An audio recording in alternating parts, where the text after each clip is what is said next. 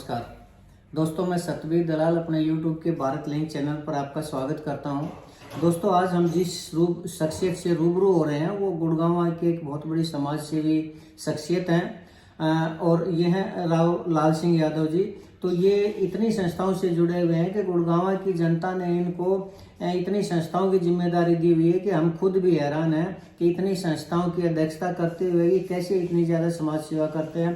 दोस्तों, ये housing board sector 7 के RWA के भी प्रेसिडेंट रहे हैं, फोरवा से भी जुड़े हुए हैं, जाफरा के फाउंडर मेंबर हैं, जो कि पूरे गुड़गांव की एक बहुत बड़ी संस्था है। इसके अलावा पूरे NCR के जो मैनेजर एसोसिएशन है उसके भी लगभग 10 साल से महासचिव रहे हैं। सेक्टर 10 के RWA के भी प्रेसिडेंट हैं। और इतना ही नहीं, ये RSS से भी जुड़े हुए हैं और इसके अलावा ये ऑल इंडिया यादव सभा महासभा से भी जुड़े हुए हैं, यादव कल्याण परिषद से भी जुड़े हुए हैं। तो इतने बड़े समाज सेवी हैं, तो ये हमारा सौभाग्य है कि आज इन्होंने हमें टाइम दिया। तो सबसे पहले हम आपको उनका परिचय करवाते हैं। ये हैं राव लाल सिंह यादव जी। राव साहब, सबसे पहले तो हम अपने चैनल पर सर आपका स्वागत करते हैं। भारत लिंक की टीम का मैं भी स्वागत करता हूँ। वो मेरे घर पहुँचे और मैं उनका अभिनंदन करता हूँ, धन्यवाद करता हूँ जी। राव साहब, सबसे पहले तो मैं ये जानना चाहूँगा आपसे कि आप इतनी संस्थाओं से जुड़े हुए हैं, फिर RSS से जुड़ने की कहाँ जरूरत पड़ेगी आपको? RSS से कैसे जुड़े आप? देखिए, मेरा बचपन से ही RSS की तरफ रुझान था, क्योंकि जब मैं मेरठ कॉलेज में पढ़ता था जी, तो वहाँ पे समाज के लोग इकट्ठे होकर शाखा लगाते थे और वो जो संगठन में जिस तरह से वो लोगों की सेवा करते थे, किसी भी देश के कोई भी ऐसे घटनाक्रम हो जिसमें सहयोग की जरूरत हो, तो ये लोग आगे बढ़ के उसकी मदद करना चाहते हैं। तो वहीं से मेरे दिल में एक टीस थी कि मैं RSS को ज्वाइन करूं। सर, RSS से दुनिया का एक सबसे बड़ा संगठन है सर, और बीजेपी, लोग कहते हैं कि बीजेपी भी RSS की ही एक शाखा है। तो आपका क्या RSS से जुड़ने का ये तो नहीं है कि आप बीजेपी की सक्रिय राजनीति में जाना चाहते हो? नहीं, देखिए, मेरा सारा जीवन संगठन में बीता है। संगठन बनाने में, संगठन को आगे बढ़ाने में मेरा जीवन बीता है। अभी मैं जो 58 साल क्रॉस कर लिया। जी। मैं किसी भी इंडस्ट्री में जॉब करता था तो भी संगठन के रूप में काम करता था। ये जितने भी संगठन आपने गिनाए, उन सब संगठनों में मैं संगठन को उठाने की और उसको कामयाब बनाने की कोशिश करता हूँ। और इसमें RSS में जुड़ने के लिए मुझे राजनीति का मेरा कोई ऐसा विचार नहीं है कि मैं करिए राजनीति में या इलेक्शनबाजी में मैं आऊँ। मैं समाज की सेवा करना चाहता हूँ और संगठन में जुड़ना चाहता हूँ। जी। तो आप इस संगठन की राजनीति करने के लिए, संगठन से जुड़ने के लिए, लोगों को संगठन से जोड़ने के लिए या संगठन की कार्य प्रणाली को लोगों तक समझाने के लिए आप RSS से जुड़े हुए हैं, ये कहना चाह रहे हैं? जी। लेकिन सर, RSS के बारे में लोग काफ़ी कुछ कहते हैं। जैसे सबसे पहले तो मैं ये कहना चाहूँगा कि RSS एक ऐसी संस्था है जिसमें जो जुड़ता है वो लगभग मैरिज नहीं करता। तो क्या RSS वाले उसको विवाहित रहने की प्रेरणा देते हैं या फिर वो खुद ही मलाई विवाहित रह के RSS के साथ जुड़ता है? क्या ये विवाह को नहीं करते RSS वाले? नहीं, देखिए, ऐसा है, जो RSS का जो बच्चा शुरू से बचपन से ही RSS में जुड़ जाता है, ठीक है, तो RSS में एक कुटुंब का वो रूप माना जाता है, पूरा परिवार माना जाता है। एक समाज को, पूरे समाज को एक परिवार मानते हैं। ठीक है। तो बच्चा के दिमाग में इतना डेवलप हो जाता है जब तक कि वो पूरे समाज को अपना परिवार समझता है, इसलिए उसको नया परिवार बनाने की आवश्यकता नहीं होती। मेरा सोचना ही है। यानी आप लोगों को गृहस्थ जीवन का आनंद नहीं लेना? नहीं, ऐसा नहीं है कि RSS किसी को गृहस्थ जीवन बनाने से रोकती है। RSS में कई ऐसे मेरे ख्याल में कुछ ही लोग होंगे जो अविवाहित हैं। विवाहित बहुत से लोग हैं जो समाज में रह के काम कर रहे हैं। तो ऐसा कुछ नहीं है कि हम शादी से रोक रहे हैं या शादी करने के बाद उसको आने में हमारे यहाँ कोई कठिनाई है, ऐसा कोई नहीं। समाज का कोई भी कार्य करना चाहता हो, समाज के लिए जुड़ना चाहता हो, उसका स्वागत करती है ये संस्था। सर, एक आपके आरएसएस में एक पद होता है प्रचारक का, तो मैंने ये सुना है कि आरएसएस की ये भावना होती है, ये सोच है कि एक प्रचारक का जो इच्छा होती है ना, वही उसका आदेश होता है। और मैंने अक्सर देखा अपने 20 साल के पत्रकारिता के कैरियर में कि ऐसे बहुत से प्रचारक हैं जो टिकट के लिए मांगना या इच्छा तो दूर की बात, मारा मारी तक करते हैं, लॉबिंग तक करते हैं, अपने अप्रोच लगाते हैं, फिर भी उनको टिकट नहीं मिलती। तो फिर ये सिद्धांत कहाँ गया कि प्रचारक की जो इच्छा है वही उसका आदेश होता है? देखिए, मेरी जानकारी में ऐसा नहीं है कि किसी प्रचारक ने टिकट मांगी होगी। प्रचारक जो समाज का इस आरएसएस में जो प्रचारक की भूमिका होती है वो एक बहुत सर्वश्रेष्ठ भूमिका होती है। वो लोगों को जागरूक करता है, इसके हमारी संस्था का हमारे संगठन का प्रचार करता है। उसके पास तो इतना अनुभव होता है कि उसको राजनीति में जाने के लिए मुझे तो नहीं लगता कि कोई जरूरत है। वो तो ऑलरेडी इतने बड़े संगठन का प्रचारक है, तो उसको ऐसा, मुझे मेरी नॉलेज में नहीं है कि ऐसा कुछ हुआ होगा।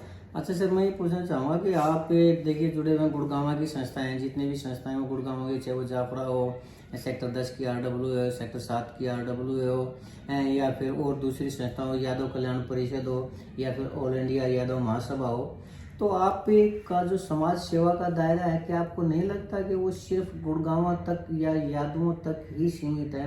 क्या सिर्फ आप इसी उसकी सेवा करना चाहते हैं या इससे बाहर भी आपने कोई सेवा की है? नहीं, देखिए, समाज सेवा, क्योंकि मैं एक विशेष जाति में पैदा हुआ हूँ, तो उस जाति के प्रति भी मेरा कर्तव्य है कि उस जाति के लोगों को अवेयर करना, संगठित करना, ये मेरा कर्तव्य है। उसके अलावा मैं आरएसएस में सामाजिक समरसता का संयोजक हूँ, महानगर का। जी जी जी। हम सारी जातियों को इकट्ठा करके उनको एक प्लेटफॉर्म पे, उनको एक सम्मान, सबको बराबरी का हक देख के हमने एक पीछे एक प्रोग्राम भी किया था वाल्मीकि जयंती के ऊपर गुड़गांव यूनिवर्सिटी में, जिसका मैं संयोजक था। तो ऐसा नहीं है कि मैं केवल एक बिरादरी से या एक क्षेत्र से जुड़ा हुआ हूँ। मैं पूरे अभी तो मैं हरियाणा लेवल का काम कर रहा हूँ। मैं तो पूरे हिंदुस्तान का पूरे काम करने के इच्छुक हूँ। सर, कुछ प्रैक्टिकल बातें बताइए। क्या आपने यादव समाज से या गुड़गांव से बाहर भी कोई बच्चों को जॉब दिलवाई हो या कोई और कार्य किया हो समाज सेवा का? थोड़ा प्रैक्टिकल बताइए सर, आपने किया है कि नहीं किया है? देखिए, मैं करीबन 6 इंडस्ट्री में मैं एज ए मैनेजर या एज ए प्रशासक काम किया जी। वहाँ पे मैंने एक इंडस्ट्री में ऐसा सोच सी बन गई थी कि लोकल लोगों को नहीं रखना, क्योंकि लोकल लोग यूनियनबाजी करते हैं। ठीक है। उनकी सोच को मैंने बदला। मैंने कहा ऐसा नहीं है, कुछ लोग हो सकते हैं जो शरारती तत्व हो, वो उनको आप दूर रखिए, लेकिन जो जरूरी, जो नीडी है, जो कैपेबल है, उनको आप लीजिए। तो मैंने ऐसा एक माहौल क्रिएट किया, और मैं असाई इंडिया एक ऐसी कंपनी है जिसमें 90% लोग जो है लोकल ही है, वहाँ के लोकल, ये क्षेत्र के ही है। बावड़ में वो इंडस्ट्री है जिसका कि जब अंडर कंस्ट्रक्शन थी, जब मैं उस कंपनी में जॉब शुरू किया, और जब वो कंपनी फुल फ्लैश चल गई थी, 5 साल मैंने उसमें कार्य किया। और जितने भी, जब तक मेरे टाइम में केवल 15-20 लड़के बाहर से आए थे जो कि एक्सपर्ट जिनकी जरूरत थी, वो लोग बाहर से लेके आए। बाकी सारे जो वहां पे जो शक्ति मिल सकती थी, हमने लोकल को ही एम्प्लॉयमेंट दिया। यानी जो आज के दिन हरियाणा के अंदर सरकार है, उसकी एक सहयोगी पार्टी है, वो ये कह रही है कि हम 75% लोकल आदमियों को ही रोजगार देने का कानून बनाएंगे। तो क्या आपकी नज़र में ये सही है या गलत है? क्या एक कंपनी को अगर योग्य बच्चे उसको यहाँ नहीं मिले, अगर बाहर से मिलते हों, तो क्या उसको लेने का अधिकार नहीं है? देखिए, 75% का जो ये लिया है, एक मैं इससे इत्तेफाक नहीं रखता। अच्छा। देखिए, जो लोग हमारे यहाँ सक्षम, काबिल अगर मिलते हैं, तो उन्हें हमारे यहाँ के लड़कों को, हमारे यहाँ के युवाओं को नौकरी देना चाहिए। मैं इसके पक्ष में हूँ। लेकिन इंडस्ट्रियलिस्ट उद्योग भी चलाना है, तो उद्योगपति टेक्निकल अगर यहाँ पे नहीं है तो वो बाहर से लाएगा। कोई ऐसी जो नॉलेज जो हमारे पास नहीं है, हम उसको धीरे धीरे डेवलप करके हम यहाँ के लोकल लोगों को भी एम्प्लॉयमेंट दें। लेकिन इंडस्ट्री चलाने के लिए एक बार तो उसको जहां से भी वो टेक्निकल एक्सपर्ट मिलेंगे वहां से लाना पड़ेगा। लेने के बाद वो धीरे धीरे उनको हमारे लोकल लोगों को डेवलप करेगा। और वो होता ही है, हर इंडस्ट्री में ऐसा ही होता है कि वो डेवलप करके वो लोग भी आगे एक्सपर्ट बन जाते हैं। ठीक है सर, मैं एक राजनीतिक सवाल आपसे पूछना चाहूँगा। देखिए, बीजेपी है ना, वो आरएसएस की ही एक ब्रांच उसको मानते हैं, कहते हैं। और बीजेपी के अंदर प्रधानमंत्री नरेंद्र मोदी जी हैं, वो सशक्त आदमी हैं। अमित शाह जी वो बहुत सशक्त आदमी हैं। और अपने यूपी के ये जो योगी जी है, योगी आदित्यनाथ जी, वो भी बहुत एक सशक्त आदमी हैं। लेकिन हम हरियाणा के अंदर देख रहे हैं सर कि हरियाणा के अंदर बीजेपी की सरकार होते हुए भी क्राइम कंट्रोल नहीं हो रहा। तो क्या आपको नहीं लगता है कि हरियाणा के अंदर जो सरकार है या तो सेंट्रल गवर्नमेंट पार्टी हाईकमान इस चीज़ पर ध्यान नहीं दे रहा, या फिर क्यों नहीं क्राइम इतने ज़्यादा रुक पा रहे और क्यों इतना ज़्यादा हरियाणा में दिन प्रतिदिन क्राइम बढ़ता जा रहा है? इसके बारे में आप क्या कहना चाहेंगे? देखिए, क्राइम रेट जो है, मैं ऐसा नहीं मानता कि बीजेपी की सरकार में बढ़ा है। हाँ। गुड़गांव में पहले क्राइम ज्यादा था, गैंगवार होती थी, आए दिन कोई ना कोई मर्डर होते थे। अभी ऐसा देखने को कम मिलता है। हाँ, मैं ये नहीं कहता कि ये आतंकवाद, ये जो क्राइम जो है खत्म हो गया। क्राइम है, उसको रोक रहे हैं। मैं भी खुद संतुष्ट नहीं हूँ कि जिस हद तक हमें ये क्राइम पे कंट्रोल करना चाहिए था, वो कंट्रोल अभी तक नहीं हो पाया है। उसकी कुछ मजबूरियां हैं, हमारी राजनीतिक मजबूरियां समझ लीजिए। चाहे ये हमारा क्षेत्र जो है एनसीआर दिल्ली के साथ लग के सटा हुआ है, कई स्टेटों से इसकी सीमाएं जुड़ी हुई है, उस वजह से भी हमारे यहाँ ये थोड़ा सा डिस्टरबेंस रहता है। जी। चलिए सर, अच्छा अब ये बताइए, भविष्य की आपकी क्या योजना है और क्या आप सक्रिय राजनीति में यानी चुनावी राजनीति में भाग लेना चाहेंगे या नहीं?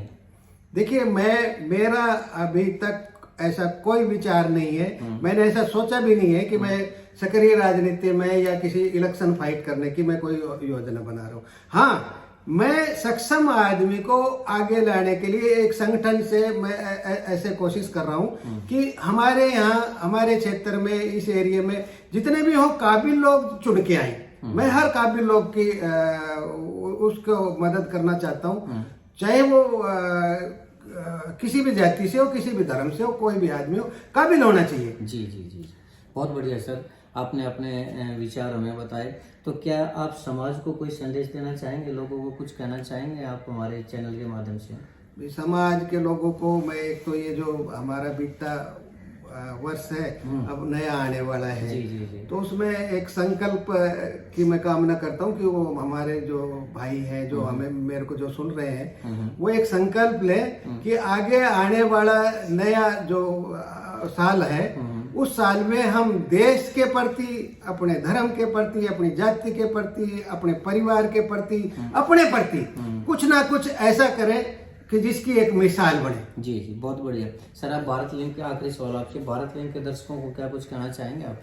भारत लिंक के दर्शकों को मैं यही कहना चाहता हूँ कि आप लोग ऐसे जैसे मेरे जैसे छोटे से आदमी को आपने ढूंढ के उसके विचार आपने आगे किए, ऐसे आप अच्छे लोगों के अच्छे विचार लोगों को दो, ताकि समाज के लोगों को उसका फायदा मिले और आपका चैनल सुर्खियों में आए, आपका चैनल बहुत आगे बढ़े। मैं ऐसी आपसे, आपके चैनल से कामना करता हूँ। जी, धन्यवाद इस चीज के लिए सर।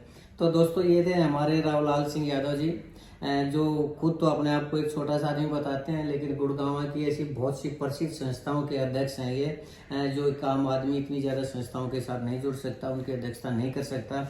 लेकिन खैर, ये तो इनका बड़पन है कि ये अपने आप को एक छोटा सा आदमी बता रहे हैं। लेकिन फिर भी दोस्तों, आपने हमारे इस प्रयास को देखा, अगर आपको प्रयास अच्छा लगा और आपको ये लगा कि हम रावलाल सिंह जैसे व्यक्तियों के विचारों को, उनकी कार्यशैली को आप तक पहुँचाते रहें, तो आपसे प्रार्थना करना चाहेंगे, निवेदन करना चाहेंगे कि आप हमारे इस चैनल को लाइक करें, शेयर करें और दोस्तों सब्सक्राइब जरूर करें। और इसके साथ ही एक बार हम रावलाल सिंह यादव जी का भी धन्यवाद करना चाहेंगे कि इन्होंने हमारे को टाइम दिया, अपना कीमती समय इन्होंने हमारे लिए निकाला। इसके लिए रावलाल सिंह यादव जी का भी धन्यवाद और दोस्तों आप लोगों का भी धन्यवाद। जय हिंद दोस्तों।